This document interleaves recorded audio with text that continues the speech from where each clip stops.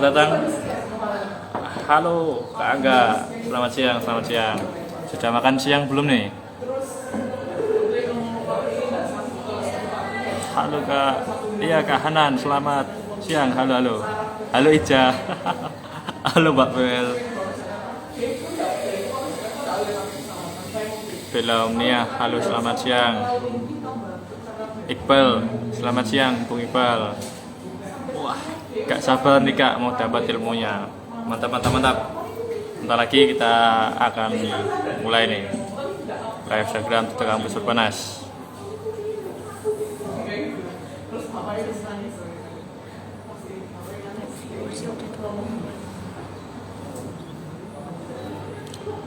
Dua 12 orang sudah bergabung. Silakan ajak rekan-rekan yang lain untuk bisa bergabung di live Instagram Duta Kampus Perbanas nih rekan-rekan. Ada Kak Muria Indah, ada Kak Zakayan, selamat datang. Wah, sudah cukup banyak yang hadir nih rekan-rekan. Hari ini kita bakal ada sharing nih, yang nanti bakal kita ngobrol bareng dengan dua narasumber kita. Ayo teman-teman sudah pada mantau belum nih akunnya Duta Kampus Perbanas? Di situ sudah ada posternya. Mungkin yang sudah tahu langsung chat aja di kolom komentar siapa narasumber kita pada siang hari ini. Ada Pak Ketu ini, selamat datang Kak Firsaku _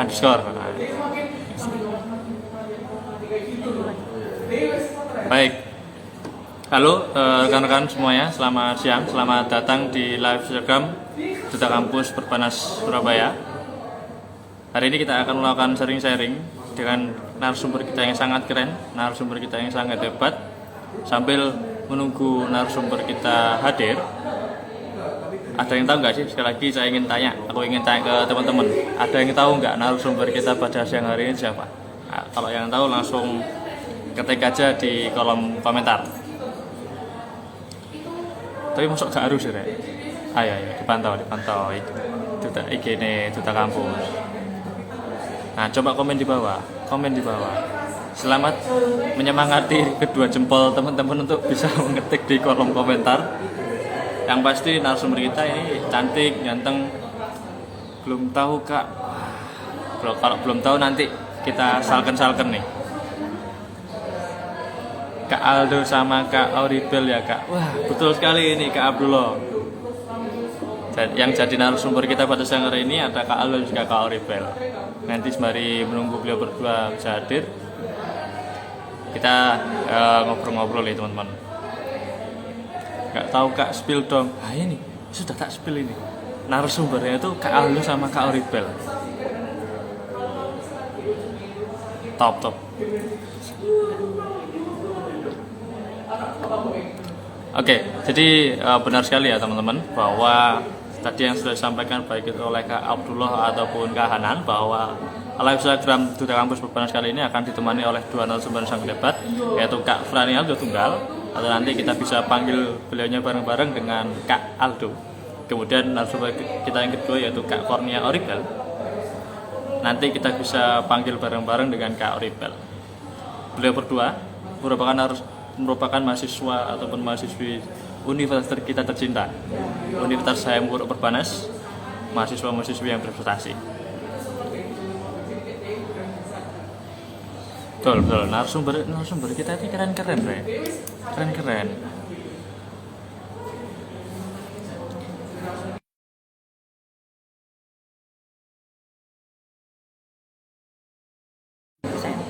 Baik, wah ini Kak Al sama Kak Auribel tampaknya sudah bergabung nih.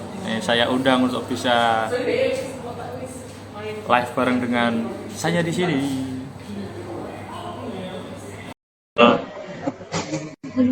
Jadi berdiri semua.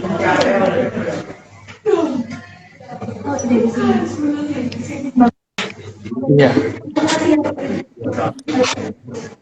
Selamat siang Kak Aldo, Kak Auribel. Halo siang. Selamat siang. Mirza ya? Siap.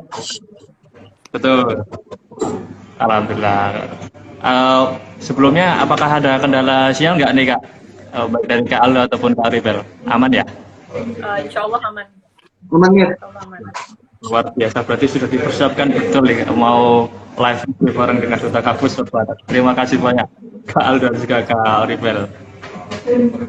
Nah ini narasumber kita semua sudah hadir. Sekali lagi saya perkenalkan di sini ada Kak Prani Aldo Tunggal, Kak, atau nanti kita bisa panggil beliau dengan Kak Aldo. Kemudian sumber kita yang kedua yaitu Kak Cornel Ribel, nanti kita bisa panggil beliau dengan Kak Ribel. Teman-teman ini nanti bakal ada sesi sharing-sharing, jadi jangan sungkan, jangan bimbang kalau mau mengisi kolom komentarnya live IG Duta Kampus Perbanas.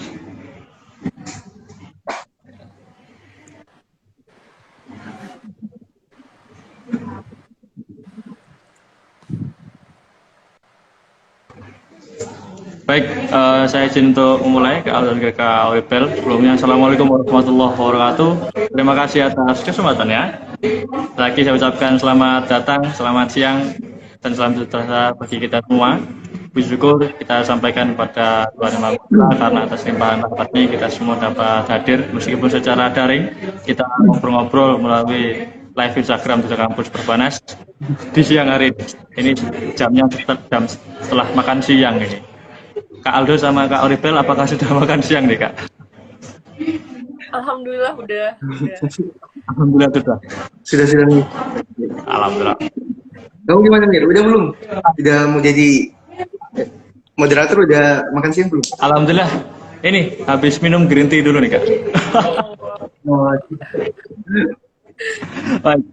Jadi sekali lagi bahwa teman-teman semuanya tadi sudah sempat aku perkenalkan kedua narasumber kita yang luar biasa, ada Kak Aldo dan juga Kak Ribel. Ini aku tadi ternyata belum sempat perkenalan nih Kak Aldo dan juga Kak Ribel. Jadi aku mohon izin untuk memperkenalkan diri. Nama lengkapku adalah Mirza Amal Putra. Bisa dipanggil Mirza ataupun Aktra. Kalau mau manggil sayang sebentar ya. Nanti nunggu waktu yang ditentukan oleh Yang Maha Kuasa. Itu khusus yang aja yang mau manggil sayang, coba jangan ya. Nanti repot saya. Mohon izin. Mohon Kak Aldo dan juga Kak Ribel, saya adalah Duta Berbakat Duta Kampus Perbanas di tahun 2022. Mohon maaf ini saya diminta untuk menyebutkan itu nih Kak Aldo dan Kak Ribel. Sebenarnya saya tidak menyebutkan berbakat ini, sungkan sama Kak Aldo sama Kak Ribel. Nggak apa-apa lah, nggak apa-apa kan emang Duta Berbakat. Baik. Langsung saja kita masuk ke sesi sharing, bahwa seperti yang sudah sampaikan tadi bahwa sesi sharing di Duta Kampus Perbanas ini, di live Duta Kampus Perbanas kali ini kita bakal membahas sesuatu yang luar biasa yang sebetulnya cukup jarang untuk kemudian dibahas, baik itu di forum resmi ataupun di mungkin obrolan-obrolan santai pun sangat jarang kemudian dibahas. Jadi live Instagram Duta Kampus Perbanas kali ini mengambil tema yaitu Creating an Outstanding CV for Beginners. Ayo lagi, Creating an Outstanding CV for Beginners. Nah, kedua narasumber kita, Kak Aldo dan juga Kak Ribel, tentunya sangat lihai, sangat hebat, sangat memahami betul bagaimana perihal CV ini. Tapi CV ini bukan CV yang perusahaan loh, Rek. Ini CV yang kurikulum, kepanjangannya kurikulum vitae. Kepanjangannya kurikulum, jangan sampai salah. Ini kita bukan lagi kelas mata kuliah hukum komersial kok. Tenang. Ya, sebelum masuki saya acara intinya, saya izin untuk kemudian menyampaikan apa saja rangkaian acara di siang hari ini dan juga nanti sampai dengan sore hari. Jadi yang pertama, tadi sudah ada pembukaan dari saya sendiri selaku moderator. Kemudian dilanjutkan dengan opening yang mana nantinya kita akan lagi, tadi sudah sempat berkenalan dengan Kak Al dan juga Kak Ribel. Selanjutnya akan dengan sesi sharing dan tanya jawab. Sesi sharing dan tanya jawab. Kemudian dilanjutkan dengan sesi dokumentasi, kesimpulan dan juga penutup. Jadi rekan-rekan, saya betul-betul harapkan teman-teman semua bisa kemudian menyimak apa yang kita diskusikan, apa yang kita obrolin di live Duta Kampus Perbanas siang hari ini. Sedikit kabar. Jadi Duta Kampus Perbanas ini mengambil sesi sharing. Tadi sudah sempat sampaikan bahwa temanya itu Creating Outstanding CV for Beginners. Ini tak sampaikan bahasa Indonesianya.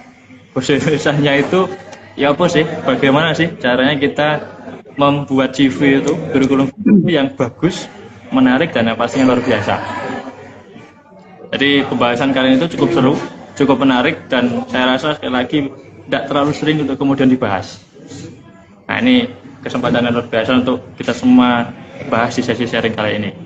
Langsung saja saya minta untuk kemudian Kak Al dan juga Kak Oribel memperkenalkan diri. Mungkin dimulai dari Kak Oribel. Kita ladies first. Oh ya, oke. Thank you. Assalamualaikum warahmatullahi wabarakatuh. Selamat siang untuk semuanya. Jadi perkenalkan, saya Cornelia Oribel. Bisa dipanggil Oribel.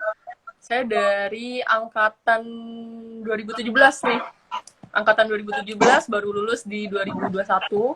Saya pernah menjadi salah satu finalis Duta Perbanas, Duta Kampus di 2019, 2020. Oke. Ya, saya dulunya dari jurusan S1 akuntansi. Udah, itu aja. Mungkin singkat aja ya perkenalannya. Nanti keponya biar di sesi tanya jawab aja. Keponya di sesi tanya betul, jawab. Betul. Kita lempar ke Aldo sekarang. Baik, terima kasih Kak Oribel. Jadi walaupun jurusannya di S1 akuntansi, sudah sempat juga join di Duta Kampus nih, luar biasa. Jadi selain hitung-menghitung juga kemudian meningkatkan kemampuan diri nih. Saya ingin ke Kak Aldo. Silakan Kak Aldo. Oke Mir, terima kasih. Coba Oribel juga tadi perkenalan dirinya bagus banget ya. Tapi kurang lebihnya ya kalau dari aku, namaku Pranildo Tunggal ya. Kalau rekan-rekan bisa manggil aku juga Aldo, santai aja ya. Terus sama jurusannya 2017, sama kayak Oribel, jurusan juga sama. Pernah sekelas juga ya Bel ya? Beberapa kali sempat sekelas juga. Kemudian untuk saya juga pernah ikut Duta juga, Duta Kampus di 2018. Itu juga luar biasa ya pengalaman yang ada di Duta Kampus ini. Jadi teman-teman sekalian promosi juga ya Duta Kampus ya. Kalau misalnya nanti ada pembukaan Duta Kampus, monggo diikut. Itu adalah suatu wadah di mana teman-teman itu bisa explore bersama-sama sama teman-teman yang lain. Karena Duta Kampus itu tempatnya orang-orang terpilih dari kampus UHW Perbanas Surabaya. Iya. Kurang seperti itu dulu, perkenalan dari aku ya. Saya kembalikan ke Mudi saya. Wah, terima kasih banyak nih. Saya ucapkan ke Kak Oribel juga Kak Aldo. Jadi ternyata beliau berdua ini adalah juga Duta Kampus ya. Jadi hitungannya ini senior saya berdua ini. Jadi kita semua harus banyak ngangsu kawruh ke Kak Aldo juga Kak Oribel. Ya seperti yang sudah saya sampaikan Kak Aldo juga Kak Oribel bahwa saat ini siang hari ini kita bakal bahas bareng perihal CV nih Kak juga Kak Oribel. Mungkin saya ingin mulai ke pertanyaan yang sedikit general nih. Buatnya dulu. Ini CV itu apa sih kakak-kakak? Saya ingin ke Kak Aldo nih. Oke, Mirza, terima kasih pertanyaannya ya. Terima kasih juga kesempatannya, itu budaya Perbanas yang nggak boleh dilupain ya. Kalau bicara soal CV atau kurikulum vitae, jadi CV itu intinya adalah media teman-teman itu memperkenalkan diri teman-teman. Jadi dalam artian apa dan siapa teman-teman, kemudian apa sih riwayat hidupnya teman-teman secara rinci, kemudian apa saja sih yang teman-teman lakukan selama masa hidupnya teman-teman, itu teman-teman cantumkan di CV itu sebenarnya. Tujuannya apa sih CV ini? Untuk menjadi cover. Kalau misalnya di buku itu punya cover book, nah kalau teman-teman sebagai personal teman-teman itu ada namanya CV yang menjadi covernya teman-teman ketika teman-teman itu mau melamar pekerjaan. Jadi semakin bagus CV berarti semakin bagus cover bukunya teman-teman atau cover dirinya teman-teman. Sama kayak buku-buku, kalau misalnya semakin bagus covernya, orang kan semakin tertarik untuk mau beli nih. Nah sama, jadi semakin bagus CV-nya teman-teman, semakin tinggi kemungkinan teman-teman untuk dipilih menjadi salah satu part dari perusahaan tersebut. Nah, CV ini isinya itu harus rinci ya teman-teman. Jadi apa yang telah teman-teman kerjakan, apapun itu hasilnya, itu teman-teman harus merinci semua di situ. Baik itu data diri maupun pengalaman kerja, pengalaman organisasi, pengalaman magang maupun apapun itu. Kurang seperti itu. Bisa kalau untuk apa itu CV secara garis umum ya. Siap. Terima kasih banyak Kak Aldo. Jadi isinya yang kemudian penting-penting dan perkenalan diri lah ya Kak Aldo. Jadi kalau misal kita pernah berhubungan dengan siapa saja itu tidak perlu dimasukkan ya Kak ya? Oh, tidak perlu. Nggak perlu ya. jadi riwayat. Nah kalau buat melamar kalau untuk ngelamar calon istri perlu tuh kayaknya Oh, pakai CV kayak gitu. Jadi kalau riwayat asmara nggak perlu dimasukkan itu. Jadi kalau riwayat Oh, nggak perlu. riwayat pengalaman itu baru perlu kemudian dimasukkan ke CV. Kalau menurut Kak Oribel sendiri, sebenarnya CV itu selain ada nanti informasi data pribadi, kemudian pengalaman, hal-hal rinci lainnya yang dimasukkan ke CV ini apa sih Kak? yang perlu dimasukkan ke dalam CV nih ya. Kalau dari menurut saya sendiri, selain data diri, pengalaman, yang pasti kelebihan yang kamu punya. Kelebihan yang kalian punya harus kalian cantumkan di dalam CV. Tapi perlu digarisbawahi, kelebihan yang kalian cantumkan di situ adalah kelebihan yang memang bisa kalian pertanggungjawabkan nantinya, emang itu adalah sesuatu yang kalian punya gitu. Dan kemudian dari kelebihan itu adalah hal yang dibutuhkan ketika kalian nanti melamar pekerjaan gitu loh.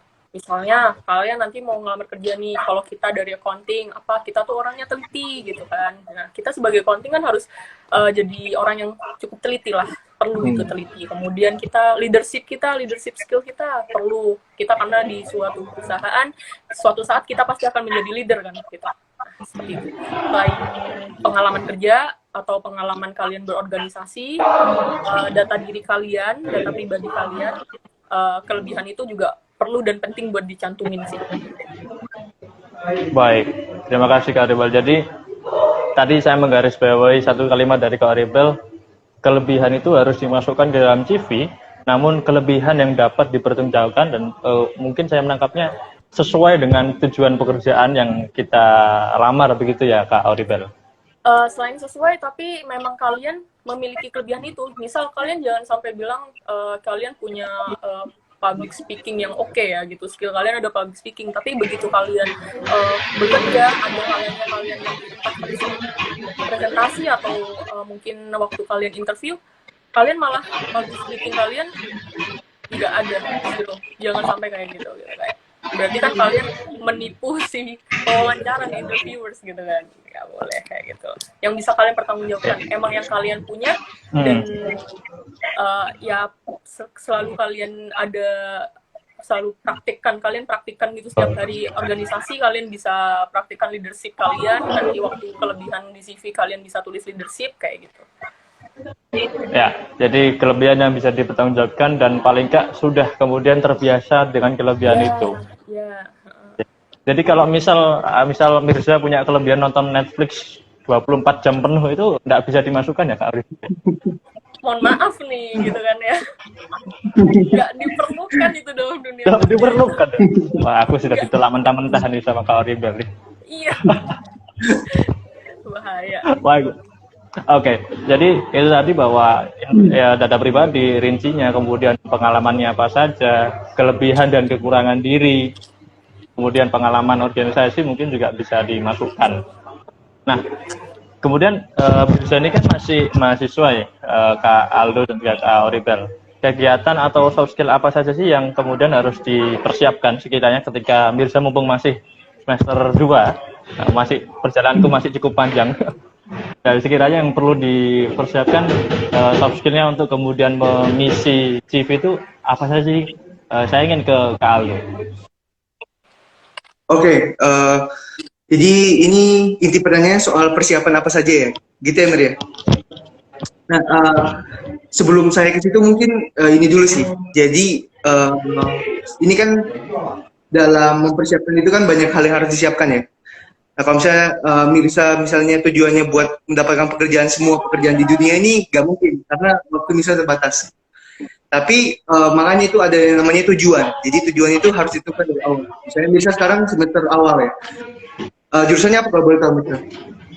Saya di Jurusannya apa?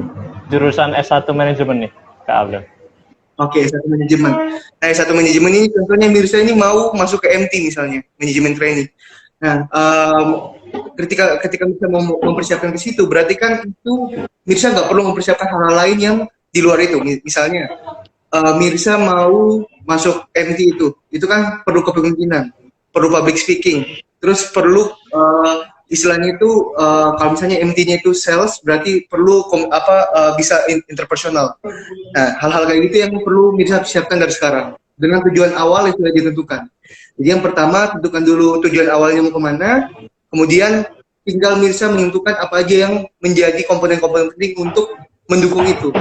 Nah, pengalamannya mungkin Mirsa bisa jadi ketua pelaksana di of event apa, kemudian jadi pemimpin di organisasi apa, sehingga itu menjadi poin-poin penting yang saling menyusun sehingga Mirsa bisa mendapatkan tujuan tersebut. Itu juga buat teman-teman yang lain, tujuan hal paling penting itu adalah tujuan, kemudian itu hal-hal lainnya itu bisa menyusul teman-teman dalam mempersiapkan hal tersebut. Nah, cara menentukan tujuan ini kayak gimana sih? Nah, kalau misalnya anak-anak berbasis ini kan ada yang kadang itu salah masuk jurusan ya. Misalnya nih, mau masuk teknik tapi ternyata gak keterima, akhirnya masuknya ke manajemen, bisa kalau nggak akuntansi, karena istilahnya kayak ekonomi itu kan dalam tanda kutip itu mata kuliah yang jurusan yang basic ya. Tapi nggak sebasic itu juga sih sebenarnya. Ada kesulitan sendiri juga. Nah, tapi jangan putus asa di situ. Kalau ketika teman-teman sudah dapat tujuannya mau kemana, tujuan akhirnya teman-teman setelah kuliah mau kemana, nah teman-teman harus semangat tuh untuk menggapai itu, karena masa depan teman-teman kan tergantung pada itu, dan apapun yang dijalankan sekarang itu harus memiliki tujuan tersebut. Kalau dari aku seperti itu, Mirsa. Mungkin ada pandangan lain dari Kak Oribel mungkin? Ini harus ada pandangan lain nih Kak Aldo. Dari Kak Oribel ini harus ada pandangan lain nih. Gimana nih Kak Oribel? Kalau dari saya sendiri sih yang perlu dipersiapkan benar, salah satu dari kata Aldo, kita harus punya tujuan, kita mau apa, kita mau jadi apa, skill apa yang kita perlu persiapkan, skill utama yang perlu kita siapkan. Tapi selain skill utama yang kita siapkan, beriringan dengan skill-skill lain yang memang sangat dibutuhkan dalam kita bekerja. Salah satu cara mempersiapkannya, prakteknya nih ya, kalian berorganisasi gitu kan. Organisasi itu penting banget kan, seperti di kampus kita kan wajib untuk mengikuti organisasi kan. Itu benar-benar hal yang sangat diperlukan ketika kita bekerja. Bagaimana kita nanti bersosialisasi, bagaimana kita nanti bekerja sama, teamwork kita, terus kemudian leadership tadi saya bilang, kemudian bagaimana kita ketika ada problem solving gitu loh. Ketika ada case, ada masalah, gimana sih cara menyelesaikan masalah tersebut, case tersebut gitu ya. Jadi mungkin dari Aldo memberikan salah satu cara dengan secara teori. Nanti kalau secara praktiknya berarti kalian harus bisa mempersiapkan diri kalian dengan cara berorganisasi itu sendiri. Penting sih, karena kalau misalnya kita mau kalau kita mau ikut persiapkan diri dalam bentuk akademik seperti lomba akademik atau lomba olimpiade kayak gitu kan, sebenarnya itu penting, tapi tidak menjadi jaminan bagi kalian memiliki soft skill yang dibutuhkan ketika bekerja gitu loh. Kita memang pinter nih, misal si A pinter nih, tapi dia nggak punya kemampuan untuk bersosialisasi dengan baik gitu loh, individualis gitu misalnya. Kan kita di dunia kerja nggak cuman butuh smart doang kan, tapi kita juga butuh soft skill ketika kita bersosialisasi dengan orang lain kayak gitu. Jadi penting sih, bukan karena nggak harus punya prestasi akademik, tapi kalian juga harus punya ilmunya, punya dasar untuk bekerja ya kan, punya dasar, tapi yang paling penting adalah soft skill dari kalian. Bagaimana kalian bisa bersosialisasi, bagaimana kalian membangun kelebihan kalian. Jadi biar nanti di dunia kerja kalian nggak tertinggal atau kalian nggak jadi orang yang kalian stuck gitu loh. Nggak mungkin dong kalian mau kerja cuman jadi itu aja gitu kan. Pasti punya tujuan lebih gitu kan. Pasti punya tujuan lebih. Gimana cara kalian mencapai tujuan lebih? Kalian bisa tahu dengan cara kalian berorganisasi gitu kan. Ada masalah, pasti setiap hari kan ada masalah baru kan kalian ketika berorganisasi. Pasti aja. Baik secara personal dengan orang lain atau memang ada masalah dari suatu event itu sendiri kayak gitu. Penting sih berorganisasi. Secara prakteknya mungkin selama kalian berkuliah, manfaatkan organisasi kalian dengan baik. Oke. Baik. Jadi kemudian teman-teman ditekankan oleh Kak Oribel bahwa kita berorganisasi itu nanti juga kemudian bermanfaat di lingkungan kerja, begitu ya Kak Oribel. Jadi banyak sekali, entah itu kalau mungkin kalau misal kamu gepuan sama temanmu itu tidak usah dimasukkan ke dalam manfaat. Ya, nanti di lingkungan kerja itu nanti beda lagi manfaatnya. Tapi mungkin ketika kamu mengorganisir sesuatu, berkomunikasi dengan rekan kerja, begitu ya Kak Oribel, itu kemudian memanage sesuatu itu menjadi suatu hal yang cukup penting di lingkungan kerja. Kalau Mirza boleh tahu nih, baik dari Kak Aldo ataupun Kak Oribel, sekarang bekerja di mana sih Kak? Aku tiba-tiba kepo nih sama Kak Aldo sama Kak Oribel. Siapa dulu nih? Silakan Kak Aldo. Aldo dulu. Oke, kalau aku itu lagi kerja di salah satu perusahaan minuman. Kalau teman-teman tahu itu namanya Sugar Indonesia. Nah, Sugar Indonesia ini sudah punya kurang lebihnya 28 cabang minuman di Surabaya dan Sidoarjo. Nah, itu perusahaan minuman kekinian. Itu kalau misalnya teman-teman nanti ada waktu dan mungkin ada rezeki bisa mampir di salah satu kedainya ya. Nanti itu enak-enak kok minumannya. Mantap. Kalau itu tadi gratisnya mungkin langsung bisa PC ke Kak Aldo nih sepertinya. Khusus Mirsa ada deh. Khusus Mirza ada. Potongan biaya. Wah, potongan biaya siap. Oribel juga, Oribel udah di Surabaya, tak traktir deh. Oh, loh. Sebentar, ini ada fakta menarik disampaikan oleh Kak Aldo nih. Kak Oribel tidak di Surabaya nih. Kak Oribel di manakah gerangan nih Kak? Oh iya, ya saya kondisinya sekarang lagi di Jakarta. Saya di Jakarta, saya kerja di PT Carvil Group Abadi. Oke. PT Carvil Abadi Group. Saya kerja di Baik. Carvil. Ya pasti tahu kan Carvil perusahaan apa? Iya. Kita produksi manufaktur, kita produksi Siap. sepatu, sandal, tapi kita juga ada nggak sepatu sandal doang, sekarang kita juga ada baju, celana, dan Oke. sebagainya. Jadi promosi nih jadinya. Kayak, Mungkin Aldo kalau- kan promosi minuman, Iya. jadi saya promosi gantian nih produknya apa nih. Siap. Aldo boleh Tapi mungkin kalau ke Jakarta, adanya kalau ke Jakarta. Kalau Aldo tadi kan kalau saya ke Surabaya kan ya. iya, Ya, betul. kalau ke Jakarta gitu aja sih. Nah, ini aku tak ke dua-duanya aja deh, besok tak jadwalin ke Kak Aldo sama Kak Oribel. Kita berdua-dua aja. Ditunggu loh ya. Siap. Nah, Kak Aldo dan Kak Oribel, bagi Mirza pribadi, Mirza itu seringkali melihat ada dua macam CV nih Kak, template lah. Jadi, tapi Mirza nggak tahu nih yang benar tuh yang kayak gimana. Mungkin Mirza gambarin dengan kata-kata sekali ya. Jadi, yang pertama itu jadi kayak di ujung kiri atasnya itu kemudian foto, kemudian di atasnya judul begitu, kemudian isinya itu dibagi menjadi dua Kak. Jadi yang sebelah kiri itu data pribadi dan sebelah kanan ini kayak pengalaman kerja, organisasi dan lain-lain. Kemudian di template yang kedua itu kayak yang full putih Kak. Jadi nama pribadinya siapa saja, informasinya apa aja, kemudian di bawah selanjutnya itu baru kayak pengalaman kerja, pendidikan seperti apa dan lain-lain. Nah, yang benar sebagai CV itu yang mana sih Kak? Soalnya ada juga yang bilang, oh kalau ini tuh sebenarnya resume diri nih, resume pribadi nih. Nah ini menjadi sebuah kebingungan yang cukup hakiki di benak Mirza. Oke, aku ingin ke Kak Oribel nih. Gini, kalau dari saya sendiri, sebenarnya mau CV bentuknya seperti apapun, kita kan sekarang dunia semakin maju, eranya udah semakin modern nih, udah makin kekinian. Jadi untuk mau bentuk CV seperti apapun, terserah itu prefer dari orang-orang masing-masing gitu, mau seperti apa bentuknya. Tapi kalau untuk CV itu sendiri yang pasti tadi udah dijelaskan ya di awal dari saya dan Aldo bahwa isinya adalah terkait tentang data diri kamu yang secara rinci gitu kan, dari baik dari lahir, tanggal lahir seperti itu kan, kita biasanya ada tiap perusahaan kan ada maksimal umur kan seperti itu. Ya.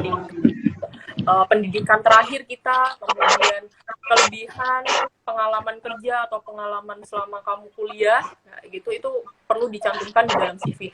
Tetapi terkait bentuk mau yang sebelah kanan seperti apa, sebelah kiri apa, atau atas bawah menyusun ke bawah, itu prefer, itu tergantung dari keinginan orang masing-masing untuk bentuknya seperti apa. Tapi yang perlu digarisbawahi di sini adalah kita harus mengikuti dengan berkembangnya zaman ya, berkembangnya era. Jangan bikin CV yang kosong melompong gitu, yang kertas putih dari awal sampai akhir cuma Microsoft Word doang gitu, jangan gitu. Karena selain itu tidak menarik ya, udah dari tampilannya tidak menarik, jadi bikin kayak orang mungkin dari yang rekrut juga jadi ngerasa kayak ini kok gak niat banget kayaknya gitu kan. Jadi ngeliatnya kok kayak gak niat banget ini orang bikinnya, kok asal bikin aja, nyantumin kelebihan dan pokoknya jadi gitu ya kayak. Ya bener.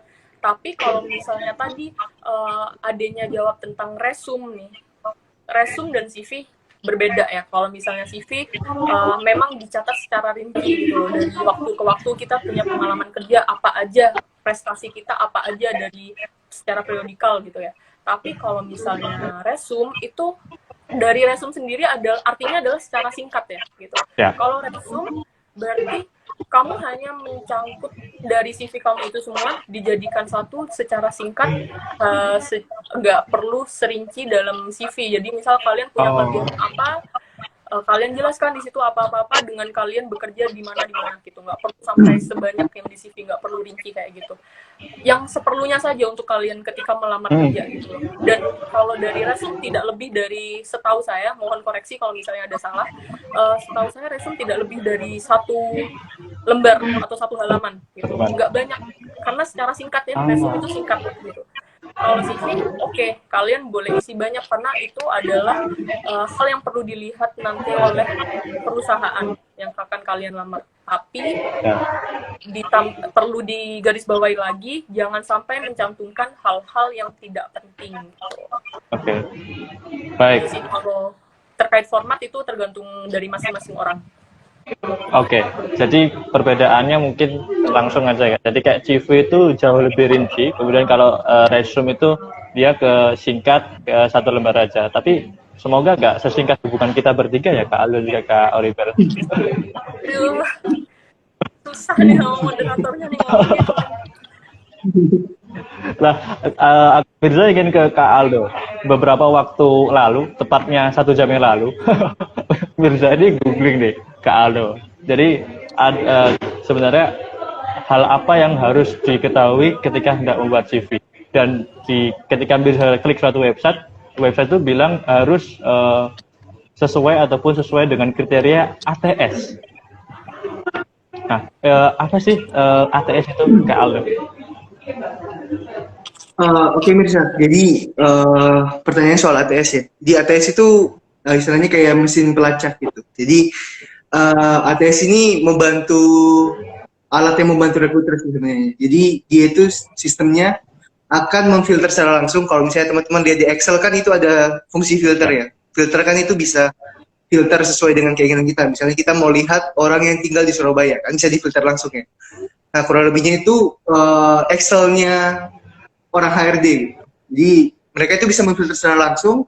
Misalnya mereka mau cari accounting. Nah, accounting ini misalnya kualifikasinya S1 akuntansi. Nah, secara langsung itu mereka bisa memfilter dari CV ini berapa banyak sih orang yang S1 akuntansi.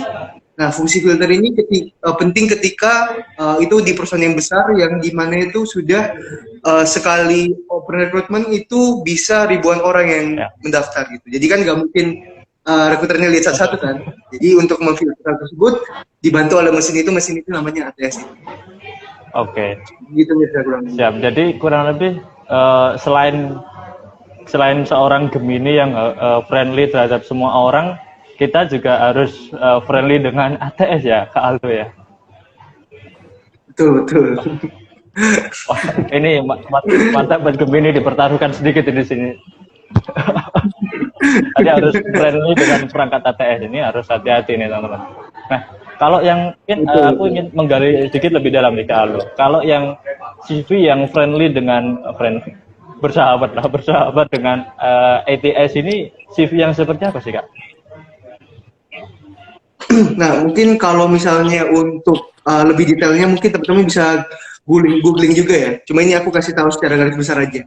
Jadi kurang lebihnya itu yang lebih simple, lebih banyak tulisannya daripada gambarnya. Biasanya kan kalau misalnya CV kreatif itu kan banyak gambarnya, banyak istilahnya itu miniatur-miniatur yang menghiasi ya. Tapi biasanya itu setahuku kalau misalnya CV yang banyak gambarnya atau banyak komponen-komponennya dalam tanda kutip itu lebih susah dibaca oleh perangkat tadi. Nah, tapi kalau misalnya CV itu yang menjelaskan secara rinci teman-teman ini kelebihan kekurangannya apa, bidang pekerjaannya apa, experience-nya apa, dan itu sesuai dengan yang diatur oleh recruiter. Misalnya, yang tadi aku sebutkan tadi tuh, misalnya S1 akuntansi yang dicari, terus teman-teman ternyata S1 akuntansi, terus nyarinya itu yang detail oriented, kepemimpinan bagus, dan sebagainya. Ketika teman-teman cantumkan 3 aspek tadi, itu bisa kemungkinan lebih besar untuk terbaca oleh perangkat ATS ini. Jadi semakin itu rinci dan sesuai dengan kualifikasi yang ada, itu semakin tinggi kemungkinan teman-teman bisa lolos dari filter perangkat ATS tadi. Seperti itu, Mirza. Baik, jadi ini salah satu teknik jitu untuk kemudian lolos di perusahaan, yaitu friendly dengan ATS. Nah, selain Gemini yang friendly tetap semua orang, kita semua harus juga friendly terhadap perangkat yang namanya ATS ini, teman-teman semuanya. Sudah ada 37 orang, berharap betul-betul mengilhami apa yang kita bahas bertiga di KK Oribel. Kalau CV itu mungkin saya izin mengulang bahwa ada informasi data pribadi dan itu harus rinci, teman-teman. Tapi tidak perlu disebutkan juga kamu pernah berhubungan sama siapa saja, itu tidak perlu ya, tidak perlu. Itu nanti urusan yang lain aja. CV untuk yang lain aja. CV untuk camer itu boleh, tidak apa-apa. Untuk CV ketika masuk di perusahaan cukup informasi data pribadi, kemudian pengalaman organisasi, kemudian pendidikan terakhir apa, mungkin saja rincian-rincian yang lainnya. Nah, dari pembahasannya tadi, jadi ada 2 macam tipe CV yang kemudian satu sebut saja CV yang formal, begitu ya Kak Aldo, yang kemudian friendly dengan ETS, kemudian juga ada CV yang bisa disebut kreatif, jadi cukup indah untuk kemudian dilihat seperti narasumber kita Kak Oribel ini, kan cukup indah untuk dilihat, jadi vitamin A-nya cukup menarik. Nah, dari 2 macam CV ini nih Kak Oribel, setelah tak gombal langsung tak tembak aja. Dari 2 macam CV ini Kak Oribel, sebenarnya apakah kita harus saklek kepada salah satu jenis CV, entah itu yang formal ataupun kreatif, atau kemudian nanti kita bisa menyesuaikan dengan perusahaan yang kita tuju? Silakan Kak Oribel. Gini sih, kalau dari saya sendiri untuk CV formal atau dengan CV kreatif ada kelebihan dan kekurangan masing-masing ya. Kalau misalnya CV yang formal mungkin yang dalam artian mungkin hitam putih saja ya, kayak putih semua polos, itu yang mudah difilter oleh ATS tadi kan. Cara softwarenya ATS bisa difilter, kelebihannya itu dia, tapi tidak menarik bagi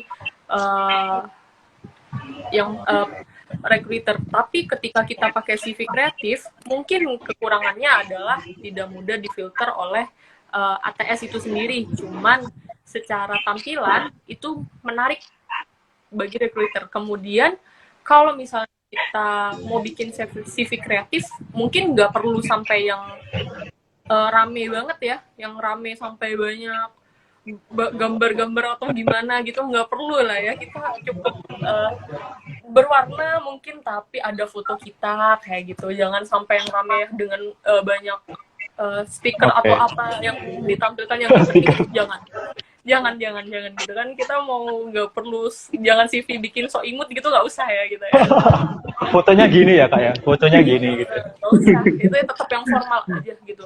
Cuman itu balik lagi, apakah dari perusahaan itu mereka menggunakan ATS atau tidak gitu. Dan yang pasti kalau kita sekarang ngelamar kan kita suka pakai aplikasi ya, kita punya platform gitu kan, Jobstreet, LinkedIn atau dan sebagainya kayak gitu.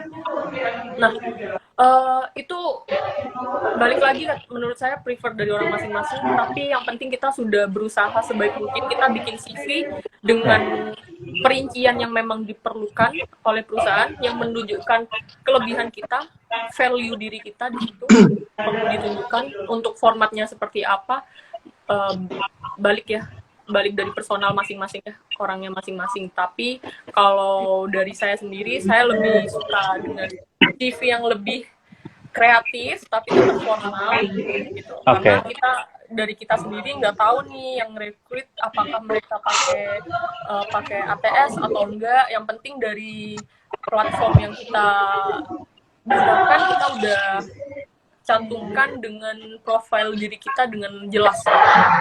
Oke. Kalau dari saya sendiri gitu. Baik, terima kasih Kak Oribel. Dari tadi Mirza ini notice nih Kak Oribel bahwa Kak Oribel ini sepertinya sangat suka dengan hal-hal yang berwarna nih Kak ya. Nah ini semoga hari-hari kita semua selalu berwarna seperti yang disampaikan oleh Kak Oribel nih. Amin, amin. Ya, amin, amin. Jadi dari tadi kita sudah kemudian membahas bagaimana rincian terkait CV, kemudian isinya apa aja, template-nya seperti apa, dan kemudian ada tadi kita harus friendly, bersahabat dengan salah satu perangkat namanya ETS. Nah, saya ingin ke sebuah kesalahan nih, Kak Aldo dan Kak Oribel. Sekiranya kan kalau di YouTube itu sering sekali ada yang punya headline, inilah 5 kesalahan yang sering dilakukan oleh misalnya YouTuber baru. Nah, ini kita bahas inilah beberapa kesalahan yang sering dilakukan oleh orang yang membuat TV. Nah, ini saya ingin menjawab itu oleh Kak Aldo. Oke, Mir, thank you. Jadi mungkin kalau misalnya kesalahan ini kita mungkin berbicara terlalu ini ya, terlalu menekan ya. Cuma mungkin lebih ke hal-hal yang bisa dihindari gitu ya. Ah, ya itu. Jadi mungkin misalnya nih dalam Mirza mau nyari pasangan nih misalnya. Dari tadi kan bercandanya soal gitu-gitu terus kan, ini tak bercandain balik. Jadi Mirza mau nyari pacar nih. Kriteria pacarnya Mirza ini harus tinggi, cantik. Habis itu misalnya pintar. Nah ternyata orang yang mau dekat sama Mirza itu ternyata tingginya tidak sesuai dengan kriteria. Terus kemudian untuk pintar dia juga tidak sepintar yang Mirza inginkan. Nah, berarti kan itu tidak sesuai dengan kriteria yang Mirza mau kan. Nah, berarti otomatis kemungkinan dia untuk didapatkan atau Mirza memilih dia kan sedikit. Betul. Nah, kurang lebihnya gitu. Hal-hal yang harus dihindari seperti itu. Jadi ketika perusahaan itu menginginkan misalnya orang yang punya kepemimpinan misalnya, kemudian public speakingnya bagus, kemudian juga interpersonalnya bagus. Nah, tapi kalau misalnya teman-teman nggak menginput itu dan teman-teman nggak menguatkan skillnya teman-teman di situ, itu kan berarti itu tidak sesuai dengan kriteria. Artinya teman-teman itu sudah memasukkan hal yang tidak relevan dengan yang diinginkan sama perusahaan. Misalnya tadi kriteria tadi secara umum ya. Kemudian lebih spesifik lagi misalnya mereka itu nyari orang akuntan yang S1 akuntansi kemudian banyak mengikuti lomba akuntansi misalnya. Nah, tapi teman-teman cantumkan itu teman-teman juara 1 lomba menari. Habis itu juara 1 lomba baca puisi. Itu kan artinya tidak relevan sama yang diinginkan sama HRD-nya. Nah, akhirnya kemungkinan teman-teman untuk lebih menarik di mata HRD kan lebih kecil. Ya beda lagi kalau misalnya kayak Kak Oribel, mungkin Kak Oribel kan banyak lomba, banyak juara, sama Kak Karima juga ya kalau ada tadi. Aku lihat kayaknya tadi ada Kak Karima juga. Itu kan banyak lomba. Nah, itu kalau dimasukkan semua ke CV dengan ketentuan mau cari akuntan tadi itu sangat menarik untuk mata HRD karena anak ini lebih kompeten nih karena punya skill set yang lebih bagus atau pengalaman yang lebih banyak di bidang yang sudah kita inginkan ini. Kalau seperti itu sih Mir, yang harus dihindari sih kalau dari aku. Oke, baik, terima kasih Kak Aldo. Jadi selain kita yang chatnya harus selalu relevan dengan doi kita juga harus relevan dengan perusahaan yang kita tuju ternyata nih teman-teman.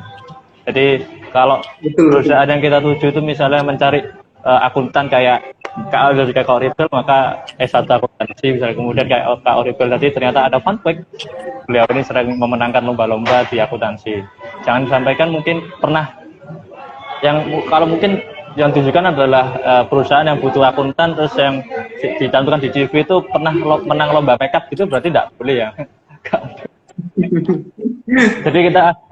jadi kita harus kemudian selektif juga, kemudian entah itu milih perusahaan ataupun juga menata kurikulum PT kita dengan baik. Nah, itu tadi adalah beberapa hal yang harus kita hindari ketika kita hendak membuat CV. Nah, link itu pada di bawah. Baik. Nah, jadi itu tadi hal-hal yang harus kita hindari. Kemudian kalaupun hendak menuliskan CV ini kan kita sedang berkomunikasi dengan bahasa Indonesia nih, Kak Al dan juga Kak Oribel. Sebenarnya perlu nggak sih di kemudian hari, kalaupun kita entah itu melamar di perusahaan asing ataupun di Indonesia, kita melampirkan CV yang dalam bentuk bahasa Inggris? Nah, itu apakah perlu nih, Kak Oribel? Baik, kalau dari saya sendiri sih pakai bahasa Inggris ya. Kalau misalnya ngelamar ke perusahaan asing, multinational company gitu ya, kita kan perlu tuh CV pakai bahasa Inggris nih. Nggak mungkin dong kita pakai bahasa Indonesia. Taraf dari perusahaannya saja sudah berbeda nih, levelnya udah ya multinasional loh, bukan national company gitu kan. Bahasa Inggris tuh penting sih. Kalau dari saya sendiri, CV menggunakan bahasa Inggris itu penting dan diperlukan. Karena apa? Karena kita ini sudah berada di standar di mana kita punya minimal kemampuan berbahasa.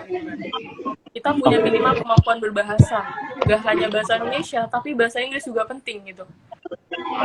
Kita secara kerja, reporting atau sistem penginputan atau bagaimana ya, mungkin kalian nanti kalau dari secara accounting kita pakai bahasa Inggris, gak pakai bahasa Indonesia lagi.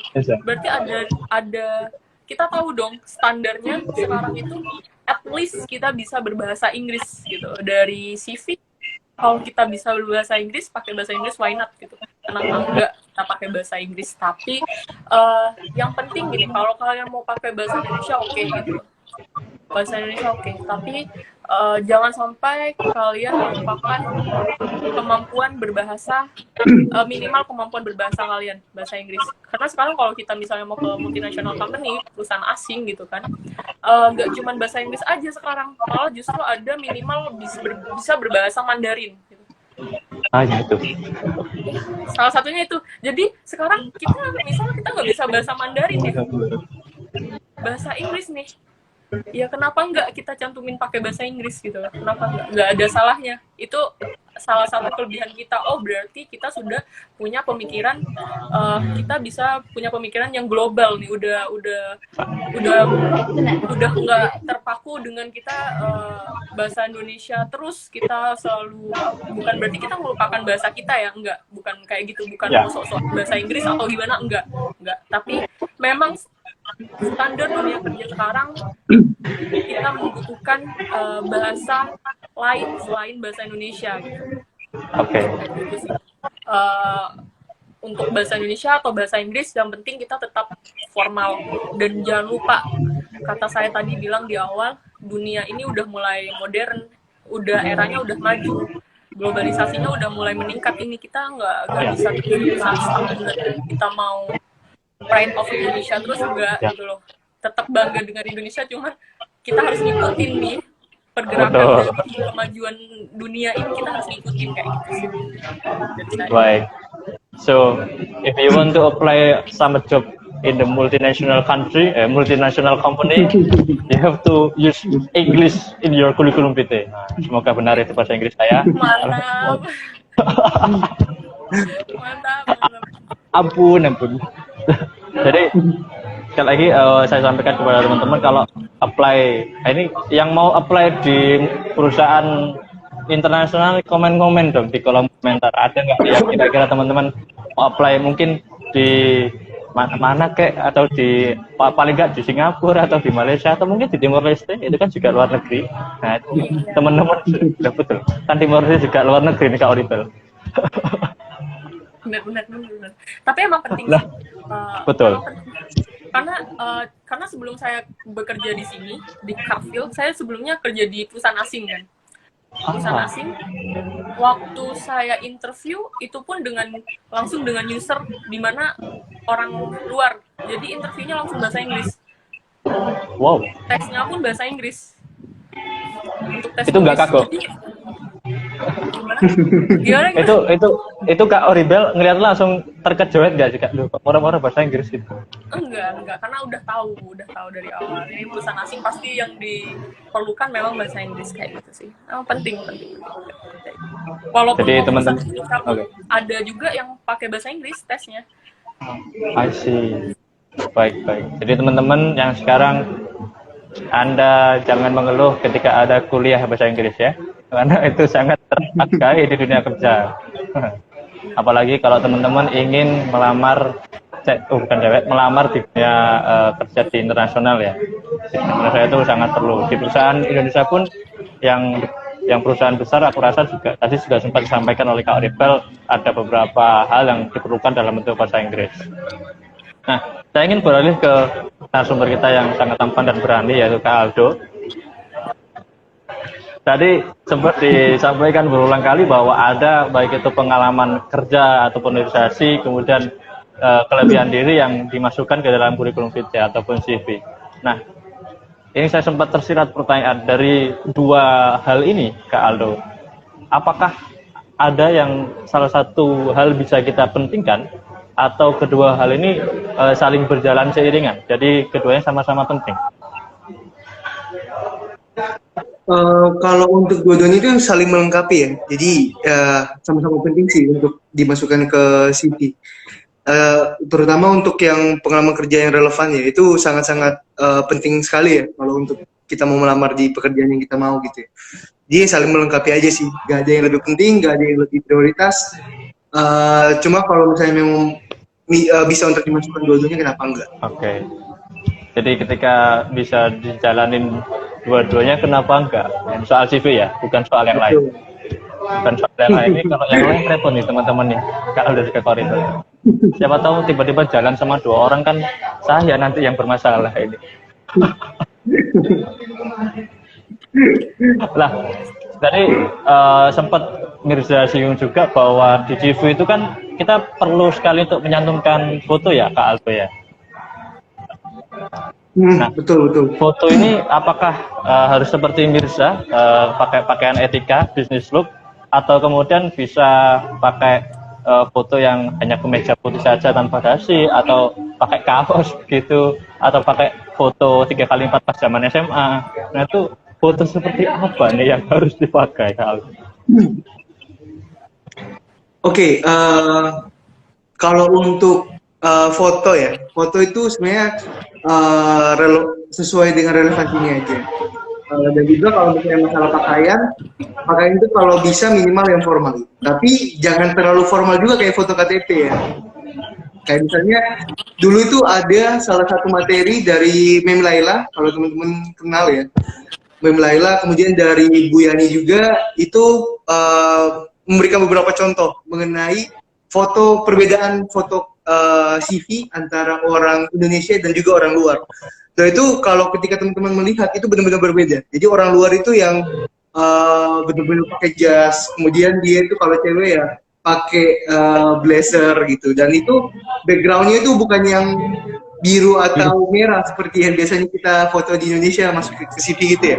Tapi fotonya backgroundnya taman, tapi diblurkan. Kemudian untuk posenya juga lebih tegap. Nah kalau Indonesia kan bukan berarti CV sekarang atau foto di CV sekarang orang Indonesia jelek-jelek ya, tapi secara profesionalitas lebih terlihat profesional yang orang Barat, karena itu beberapa hal yang saya sebutkan tadi. Dan akhirnya kelihatan banget tuh kalau misalnya orang Barat itu lebih profesional, kelihatan lebih siap untuk bekerja karena hal tersebut. Tidak bermasalah dengan foto yang saya sebutkan, cuma ya itu secara kesannya lebih profesional dan juga wah ini orang ini siap banget nih untuk kita rekrut sebagai pekerja kita. Kurang lebih seperti itu.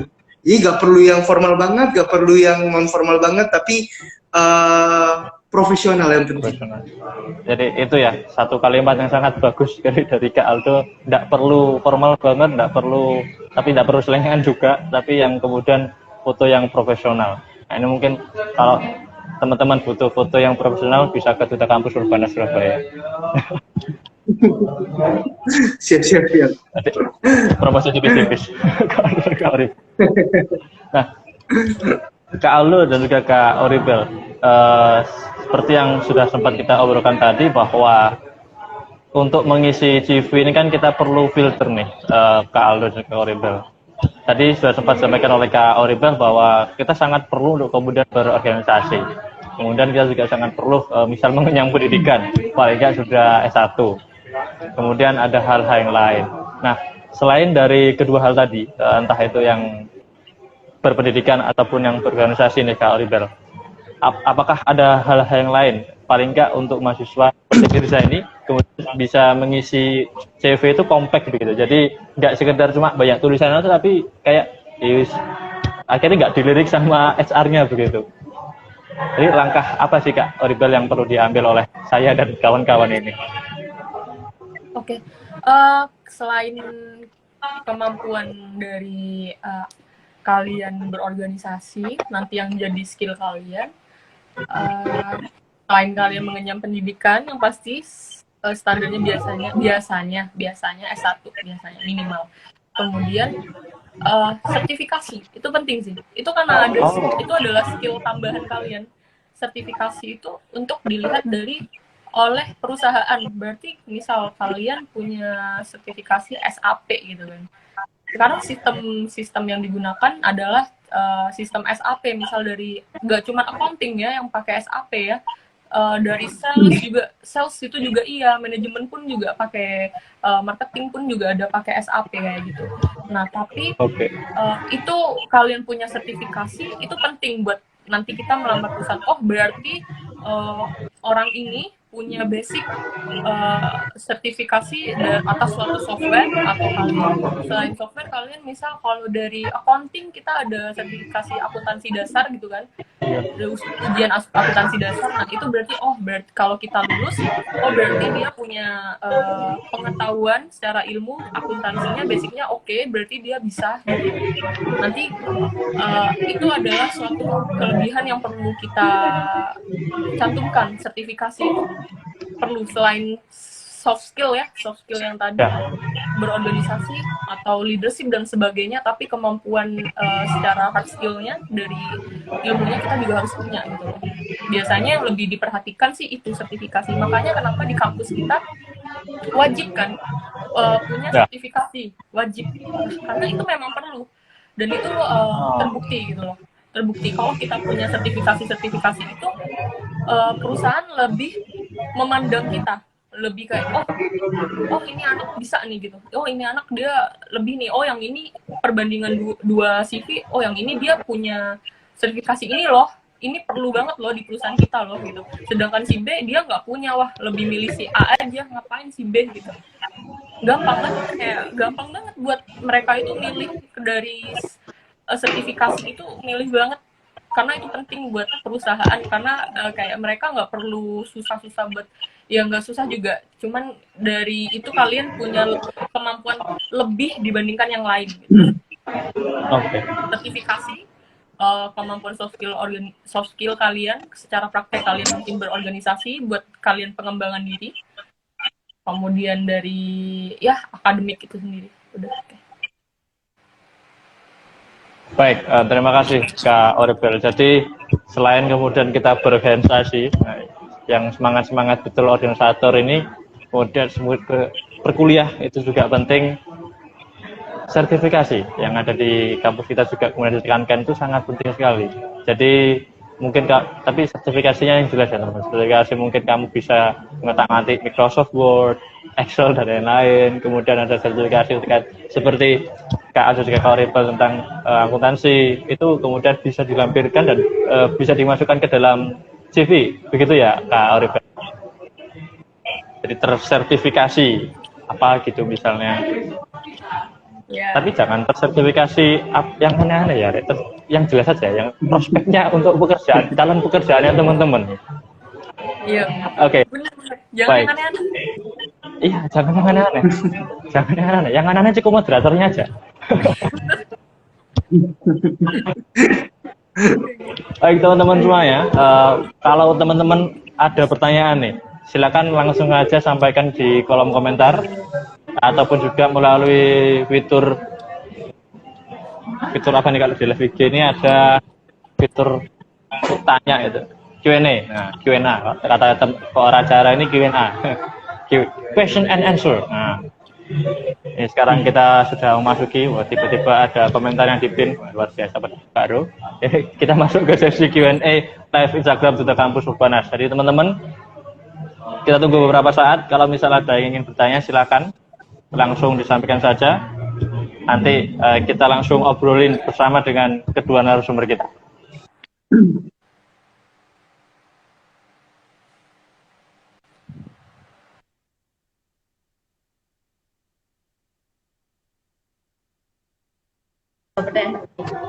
Baik, jadi sembari menunggu ada pertanyaan dari teman-teman, ada juga pertanyaan yang sudah dikemukakan oleh rekan-rekan panitia nih, Kak Aldo dan juga Kak Oribel. Jadi kemarin baik itu melalui question box di live di story Instagram Duta Kampus, kemudian di rekan-rekan anggota juga di postingannya, terus kita nyebar juga. Itu kita menyebar itu kalau nggak salah jumlahnya 1000 chat nih Kak Aldo dan juga Kak Oribel.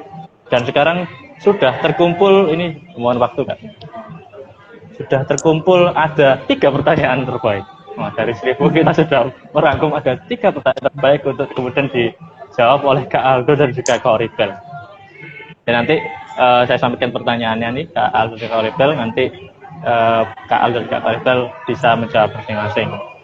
Pertanyaan pertama ini datang dari rekan Lutfi Tambunan. Mohon maaf kalau misal salah pengejanya.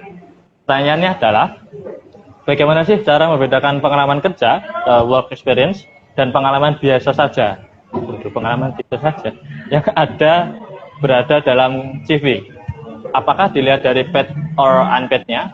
Apakah dilihat dari dibayar atau tidaknya? Kayak misal nih, aku ini asdos, itu kan paid. Apakah itu termasuk work experience apa gimana? Terus magang kan kita ada yang dibayar, ada yang enggak. Apakah itu termasuk juga kalau dalam work experience? Apa hanya experience biasa? Karena setahuku kita bisa dibilang pengalaman bekerja secara profesional kalau kita ada gaji. Terima kasih. Nah, saya ingin ke Kak Oribel. Oke. Kalau pendapat saya sendiri tuh gini, kalau misalnya pengalaman kerja itu kalau jadi asdos itu sendiri itu bukan termasuk ke dalam pengalaman kerja walaupun itu digaji. Menurut saya, pendapat saya, karena apa? Kalau menjadi asdos itu lebih ke pengalaman akademik kalian, karena yang dianggap oleh pengalaman kerja adalah kalian yang kecuali magang di suatu company, KAP atau dan sebagainya company, baru itu bisa kalian masukkan ke dalam work experience kalian, karena itu memang kerja. Realitanya bagaimana gitu loh, sesuai dengan realita. Tapi kalau kita jadi asdos, kita kan mengajar. Sedangkan di dunia kerja sebenarnya kita bukan mengajar. Kalau kita ke company ya terkecuali mau daftar jadi dosen, itu pun mau jadi dosen tidak bisa menjadikan pengalaman kerja, tapi menjadi pengalaman akademik gitu loh. Karena kita kalau mau kerja, misal accounting mau jadi AP, AR gitu kan. Kalau kita jadi asisten tidak mengerjakan AP, AR atau kemudian finance, enggak. Misal kalau manajemen kita jadi MT atau jadi bagian sales atau marketing gitu kan. Kita kan nggak melakukan pekerjaan itu gitu, tapi mengajar kita di kelas gitu, jadi asisten. Jadi itu lebih ke pengalaman akademik walaupun itu dibayar. Beda lagi dengan magang yang di suatu perusahaan, itu baru kalian bisa cantumkan sebagai salah satu pengalaman kerja karena sesuai dengan realita kalian bekerjanya nanti di dunia kerja gitu loh, sesuai gitu. Baik. Tapi misalnya nih Kak Oribel, kalau kita hendak melamar ke suatu lembaga pendidikan begitu, misal di SD swasta ataupun lembaga les gitu, apakah pengalaman sebagai asisten dosennya bisa kita masukkan sebagai pengalaman kerja? Karena berhubungan ke nanti kita bisa mengajar gitu. Oke. Seperti yang saya bilang tadi, mungkin itu lebih ke kalau kalian mau ke lembaga pendidikan yang mengajar atau ya yang intinya kalian mengajar ya gitu, itu bisa jadi, cuman tetap pengalaman akademik. Menurut saya itu lebih ke pengalaman akademik, beda dengan kalian di dunia kerja nantinya gitu. Karena kalau kalian mau melamar dunia, misal kalian mau dosen, mau jadi guru, itu bukan kalian benar-benar bekerja di luar gitu loh, tapi kalian secara internal akademik, mengajar secara akademik. Ya. Kalau bekerja di luar kalian berbeda cara pembayarannya pasti. Dan kalau kalian mau jadi dosen nih, kalian kan harus jadi kalau melalui S2 dulu bisa jadi dosen. Lanjut ya, itu lebih ke pengalaman akademik. Tapi Baik. bisa mendukung kalian ditulis sama ibu dan perlu dimasukkan juga. Baik, terima kasih Kak Rebel. Jadi menurut Kak Rebel, ketika kita menjadi asdos itu lebih ke pengalaman akademik. Kalau menurut Kak Aldo sendiri, bagaimana nih Kak Aldo? Oke, Mirsa, kalau untuk menilai apakah suatu pekerjaan itu bermaterial sebagai profesional atau tidak, itu sebenarnya dari tanggung jawab sebenarnya, bukan dari paid or unpaid ya. Jadi karena di CV itu kita tuh nggak bisa cuma misalnya nih mencantumkan pernah bekerja sebagai akuntan di perusahaan ABC, tapi kita secara rinci itu tidak menjelaskan deskripsi pekerjaannya apa, kemudian hasil yang kita hasilkan itu apa di perusahaan itu menurut saya itu tidak bisa karena tidak relevan nantinya. Karena semua orang bisa tuh nulis pernah bekerja di Shopee misalnya, tapi kan dia tidak bisa menjelaskan apa sih output dari pekerjaan di situ. Nah itu yang menjadi penting itu situ, karena semakin tinggi tanggung jawabnya, semakin profesional pekerjaan itu di mata HRD seperti itu. Jadi bukan dari paid or unpaid gitu ya, tapi dari sisi tanggung jawab yang diberikan. Jadi semakin tinggi tanggung jawabnya, semakin bisa semakin banyak hal yang bisa dijelaskan dari istilahnya itu dari sisi pekerjaan yang ingin dicantumkan tersebut, itu semakin bagus. Jadi semakin profesional, semakin pekerjaan itu berbobot tinggi kepada sudut pandang rekruter ke teman-teman pendaftar pekerjaan seperti itu. Kurang lebihnya seperti itu sih Mirza kalau dari aku. Baik, terima kasih Kak Aldo. Jadi untuk rekan Lutfi Tambunan, untuk keprofesionalitas untuk bisa dimasukkan ke dalam CV terkait pengalaman kerja itu bukan berdasarkan unpaid ataupun di paid ya, dibayar ataupun tidak, tapi menurut Kak Aldo yang tadi adalah berdasarkan tanggung jawab kita itu bagaimana dan outputnya kemudian seperti apa, dan ketika kita hendak masuk di perusahaan itu ADW iso ya apa dengan pengalaman yang telah kita dapatkan. Kurang lebih begitu ya Kak Aldo? Betul. Baik, ini ternyata ada satu gelembung yang mengatakan nomor 1 ini, berarti ada pertanyaan. Pertanyaannya ada dari @s Grimi, nama yang cukup unik. Pertanyaannya adalah, Kak, gimana sih agar kurikulum VT kita itu terlihat lebih profesional? Nah ini kalau nggak salah tadi sudah sempat disampaikan, tapi nggak apa-apa. Saya ingin ke Kak Aldo lagi. Silakan Kak Aldo, bagaimana CV kita ini bisa nampak lebih profesional? Oke, kalau untuk dari sisi CV kita itu bisa tampak lebih profesional itu yang tadi tuh secara foto yang pertama itu jangan yang formal banget, jangan yang non formal banget, tapi yang lebih ke profesional. Kemudian isinya sih, karena isinya itu yang menunjukkan kita isinya seperti apa kan dari isi yang kita taruh di situ kan. Profesional atau tidak gitu ketika semakin banyak pengalaman kita yang relevan sama pekerjaan itu dianggap sebagai profesional. Jadi semakin banyak pekerjaan atau experience yang teman-teman punya dan teman-teman cantumkan secara rinci, itu juga semakin tinggi CV itu bisa bernilai lebih profesional. Dan juga yang terakhir mungkin dari sisi skill setnya, ketika teman-teman punya skill set yang banyak seperti tadi Kak Oribel sampaikan, mungkin dari sisi SAP, kemudian dari sisi mungkin kalau misalnya diperbanyak banyak sertifikasi tuh, misalnya dari TOEFL, kemudian dari sertifikasi lainnya, itu bisa menambah sisi profesionalitas di CV-nya teman-teman. Jadi semakin banyak isinya, semakin bagus dan semakin terlihat profesional di mata HRD maupun di mata orang-orang yang membaca CV-nya teman-teman. Lebih seperti itu. Baik, terima kasih Kak Aldo. Nah ini terkhusus untuk Kak Oribel, ini ada pertanyaan dari rekan Muhammad Abdullah. Pertanyaannya adalah, Kak mau bertanya, kalau data di kurikulum VT itu menarik dan bagus, namun urutan letaknya tidak berurut, apakah ada pengurangan nilai atau tidak ada masalah? Jadi kalau Iya, gimana? Jadi pertanyaan dari rekan Muhammad Abdullah ini, apakah CV itu harus kemudian tata letaknya berurutan, atau kemudian kalau agak berantakan ataupun nggak tertata itu apakah tidak apa-apa? Begitu Kak Oribel? Oke. Itu balik lagi ya ke pertanyaan yang sebelum saya barusan ya, yang Kak Aldo ya, terkait profesionalitas di dalam kita membuat CV nih. Kalau kita mau melamar kerja, jangan menyulitkan HRD, jangan menyulitkan recruiter ya gitu.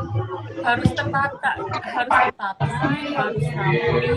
Kita mau itu semuanya tersusun jelas, kita punya data diri, value kita, kelebihan skill kita, pengalaman kita dan sebagainya itu harus tertata. Jangan menyulitkan HRD karena HRD sudah sulit untuk menyari kita semua yang mendaftar nih ya. Kita ngedaftar pelamar kerja itu banyak gitu loh, sedikit. Jangan semakin menyulitkan. Kalau sudah tidak tertata, sudah dianggap tidak profesional. Nggak niat ini anak kayak gitu kan, nggak niat nih orangnya ngelamar kerja nggak rapi banget gitu kan, nggak profesional kayak tadi bobot, kita ngelihat dari bobot dari nilai yang tercantum di dalam dari CV itu gitu loh. Kalau CV kita udah nggak punya skill, kita nggak punya sesuatu nilai diri dalam value, kita nggak punya value dalam diri kita, terus ditambah CV-nya berantakan, apa yang mau dilihat oleh HRD? Gampang banget itu buat HRD istilahnya. Kalau misalnya dulu Mem bilang ya, kalau CV jelek, gampang banget buat HRD ngebuang ke tong sampah. Gampang banget itu, nggak perlu dilihat lagi karena sudah ketahuan itu nggak profesional. Ini orang udah nggak profesional, nggak ada niatan kerja, nggak rapi. Karena kita mau kerja kita harus rapi. Kita sebagai di dunia kerja mau pekerjaannya apapun itu kita harus rapi, karena kalau nggak rapi kita untuk mencari materi atau mengerjakan sesuatu pasti kesusahan untuk reporting nantinya gitu. Itu yang penting, harus rapi, harus profesional kayak kata Aldo tadi bilang. Jelas semuanya tersusun rapi, apa saja yang akan kita cantumkan dan yang dibutuhkan oleh perusahaan. Baik, terima kasih Kak Oribel atas jawaban pertanyaan dari rekan Muhammad Abdullah. Jadi kita harus rapi nih, terutama dalam perihal kurikulum VT, biar HR-nya nanti tidak ngekremes kertas Anda. Jadi baru sekali dilirik terus dikeremes buang tempat sampah kan produk ngelarani hati saja, tapi itu kan ya, makanya harus hati-hati. Ini adalah salah satu hal yang bisa dihindari ketika kita hendak membuat CV. Jadi harus rapi, harus tertata nih teman-teman. Nah, saya lanjut ke pertanyaan selanjutnya. Ini datang dari Kak Yova Nurman 26. Oh, ini ada angkanya ini. Pertanyaannya adalah, dalam pekerjaan pasti yang mengirim CV ini banyak. Pertanyaan saya, dari ribuan CV, apakah ada tips biar CV-nya dapat dilirik? Karena dalam CV setiap pelamar memiliki kemampuan yang luar biasa. Bagaimana juga cara melihat CV yang bagus dengan cepat dan akurat? Terima kasih. Jadi pada dasarnya bagaimana CV itu bisa dilirik dan kemudian bagaimana melihat CV itu bisa cepat dan akurat. Saya ingin ke Kak Oribel. Oke. Tadi semua poin-poin untuk CV bisa dilirik udah disampaikannya dari awal sampai akhir kita sampai tadi. Yang pasti rapi, kalian punya nilai diri, cantumkan semua kelebihan kalian di situ. Bukan berarti sombong, tapi memang harus, itu kelebihan yang kalian punya memang harus ditampilkan. Itu kelebihan yang kalian sekiranya orang lain itu belum tentu punya gitu loh. Karena keunikan dari diri kalian itu adalah kelebihan kalian, tapi uniknya dalam tanda kutip yang positif ya, maksudnya yang memang diperlukan gitu, jangan unik yang gimana. Istilahnya nilai diri kalian bisa good at analysis atau apa ya gitu kan. Kemudian untuk CV yang dilirik perusahaan udah pasti ya dari awal sampai akhir tadi sudah saya sampaikan, punya skill yang kalian bisa pertanggungjawabkan, yang relevan dengan kalian. Jangan berbohong gitu loh. Jangan berbohong. Jangan berbohong. Kalian bisa public speaking, ternyata nanti waktu di interview jelek, atau nanti kalian bisa punya problem solving skills gitu, kalian ternyata begitu ada case dalam perusahaan kalian malah gak kuat, resign gitu, jangan sampai gitu. Cantumkan kelebihan kalian, jangan kekurangan, jangan ada cantuman kekurangan, kelebihan kalian. Yang kedua, ya skill secara kalian punya sertifikasi apa, pengalaman kalian, pengalaman selama berkuliah, organisasi oke, kalian dimasukkan ke organisasi di situ nggak apa-apa, karena nanti perusahaan itu pasti bakal ngeliat kalian, oh anak ini aktif gitu, bukan gitu orang yang pasif. Aktif berarti kalian ketika ada masalah kalian bisa inisiatif, ada menyelesaikan, dan ada kalian kemampuan bersosialisasi itu tadi, teamwork kalian berarti oke, good. And then gimana kalau kalian untuk bikin CV yang cepat dan relevan? Sebenarnya gini, kita nggak perlu kecepatan. Kita mau membuat CV nggak perlu kecepatan, karena kita mau diburu apa, kita nggak diburu ya, gitu kan. Ya. Kecuali kalian lagi ujian gitu, cepat udah menit terakhir gitu kan, enggak. Kalian nggak mungkin dong bikin CV pas kalian mau melamar hari ini dan jam 12 kalian baru bikin jam 11, nggak mungkin kan gitu. Nggak perlu cepat, yang penting kalian itu bisa bikin CV yang rapi, yang bagus, yang mencantumkan semua kelebihan kalian yang diperlukan,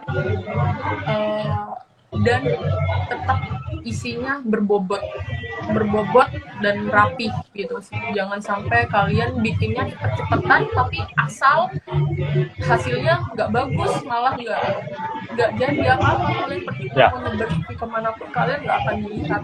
Dan juga standar dari suatu perusahaan itu berbeda. Oke. Perlu digarisbawahi, kita nggak tahu nih perusahaan ini butuhnya apa, tapi kita perlu menyiapkan diri. Ya. Kita perlu menyiapkan diri, kayak tadi Aldo bilang, kita punya goals, kita mau jadi apa nih, kita mau jadi kita ngelamar di accounting ya, accounting staff lah atau finance tech lah gitu. Berarti kita harus ya cantumin kelebihan kita yang berkaitan dengan itu tadi. Misal kalian mau di tax department gitu, kalian mau jadi tax staff, kalian harus punya brevet nih kayak gitu. Tapi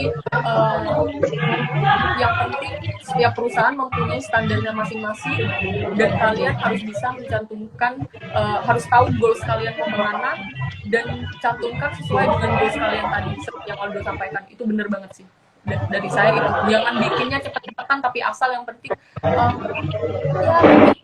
it slow lah gitu, let it flow. Kita bikin yang serapi mungkin dan hasilnya bagus dan oke, excellent gitu lah hasilnya.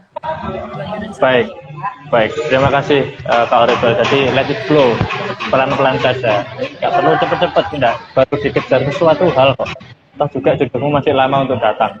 Jadi saya ingin lempar untuk tambahannya dari Kak Aldo. Apakah ada tambahan atas jawaban dari Kak Oribel? Kak Aldo. Kalau dari jawaban Oribel sudah cukup menjawab semuanya sih, sudah cukup bagus. Siap, terima kasih Kak Aldo. Baik, kalau begitu ini ada pertanyaan selanjutnya dari Kak Alif Safr. Pertanyaannya adalah saat membuat CV, apakah harus sesuai dengan format dan mengikuti clear step yang di-share para influencer gitu? Tapi entah kenapa yang masih dibilang CV-nya belum sesuai dengan standar. Oh oke. Jadi CV-nya itu sudah mengikuti template dari influencer nih, Kak Aldo dan Kak Oribel. Tapi ketika digunakan untuk melamar di perusahaan kok tiba-tiba tidak terpakai, tidak bisa lolos nih. Itu bagaimana, Kak Aldo? Kalau dari pertanyaan itu sih kayaknya berarti kalau dari format itu sebenarnya berpengaruhnya itu cuma ke itu ya, lolos ke ATS filter atau enggak ya.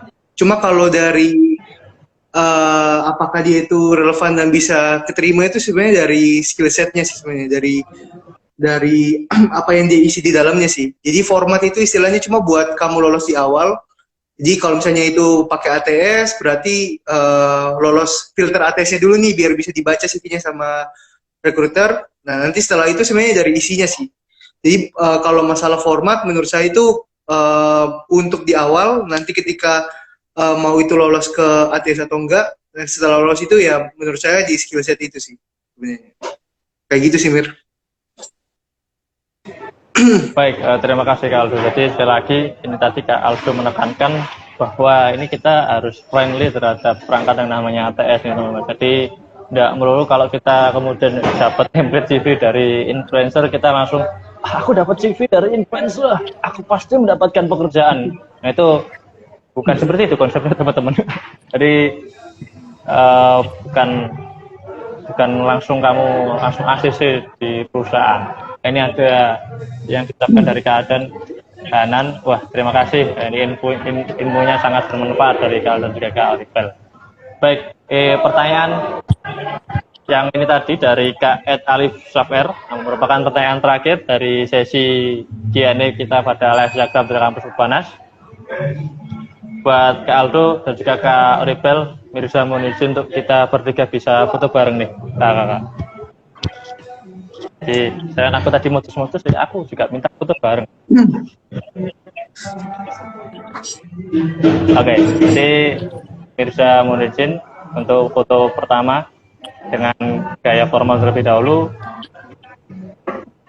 1, 2, 3. Baik, untuk foto yang kedua boleh pakai gaya nih Kak. Gayanya bebas. Gayanya gimana nih, Dok? Gini dong, gini dong. Gimana? Gini. Kamu sebelah Kak. mana? Sebelah. Aku yang mana, Dek? Aku yang mana, Dek? Gini ya.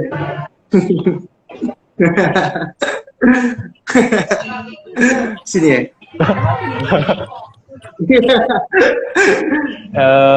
Gimana? Kak Aldo tadi udah apa Kak? Kak Aldo gitu. Kak Oribel sepertinya nih yang di tangan sini Kak. Gini. Iya betul, luar biasa. Biar kita bertiga hubungannya nggak? Singkat. Siap deh Kak.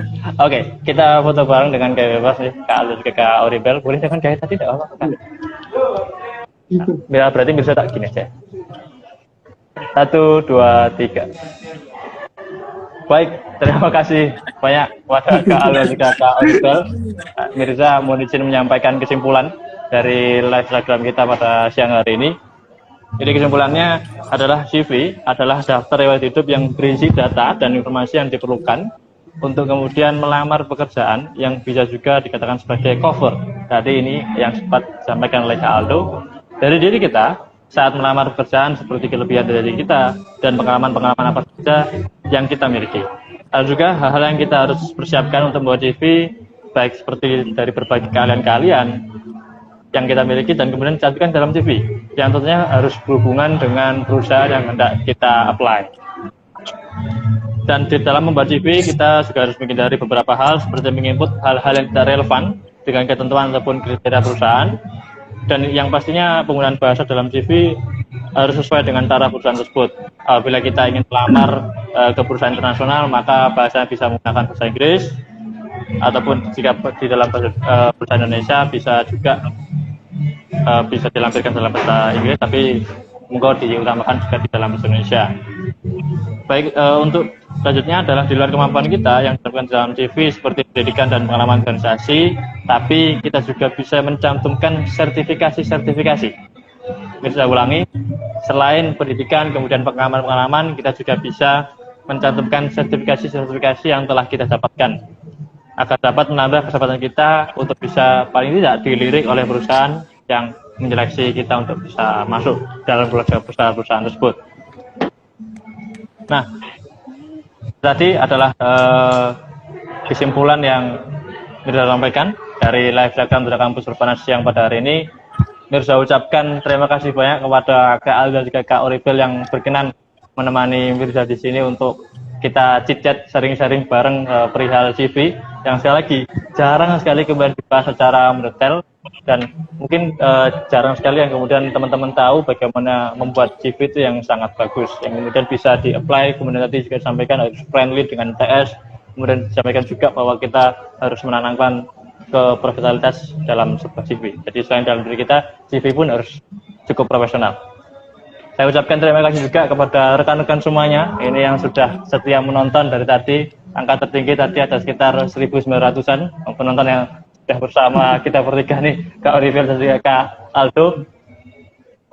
Lagi terima kasih banyak. Kita akan berjumpa di live Instagram yang selanjutnya dan juga kegiatan-kegiatan dari TT Kampus yang lainnya. Lagi terima kasih. Live Instagram saya kiri. Sekian. Bila ada salah kata ataupun hal-hal modus tadi kalau nggak berkenan, Mirza mohon maaf yang sebesar-besarnya. Assalamualaikum warahmatullahi wabarakatuh. Kita jumpa lain waktu. Terima kasih. Waalaikumsalam warahmatullahi wabarakatuh. Terima kasih ya Mirza dan Duta Kampus Perbanas. Sampai jumpa lagi ya. Saya izin live ya. Terima kasih banyak Kak Aldo. Terima kasih banyak Kak Aldo. Terima kasih Bel. Oke. Bye-bye. Untuk teman-teman viewers, aku ucapkan terima kasih banyak sudah bergabung dengan Duta Kampus Perbanas Surabaya. Tepuk tangan untuk teman-teman semuanya. Sudah kita kurang lebih ngobrol sekitar 1,5 jam. Jadi ini materinya sangat kompleks nih teman-teman, perihal CV. Monggo kemudian untuk bisa dimasukkan dalam hati, diilhami ya. Kalau tadi ada beberapa hal yang di notes, itu silakan kemudian diingat betul-betul. Dan yang pasti kalau misalnya ada yang kelewat dan ingin diulang, ini nanti bisa dilihat di akun Instagramnya Duta Kampus Perbanas Surabaya. Ada juga di YouTube nih teman-teman. Jadi jangan lupa ikuti juga akun YouTube-nya Duta Kampus. Semua pokoknya silakan diikuti. Entah itu WA, WA sebenarnya belum ada. Ada Instagram, ada YouTube, kemudian ada yang sering di scroll sama teman-teman nih, TikTok. Nah itu DKP juga punya akun TikTok, jadi silakan diikuti. Banyak sekali tips yang akan disampaikan dan banyak sekali hal yang bermanfaat disampaikan di akun media sosial Duta Kampus Perbanas. Lagi Mirza mengucapkan terima kasih banyak dan mohon maaf bila ada salah kata. Kita jumpa di lain waktu teman-teman semuanya.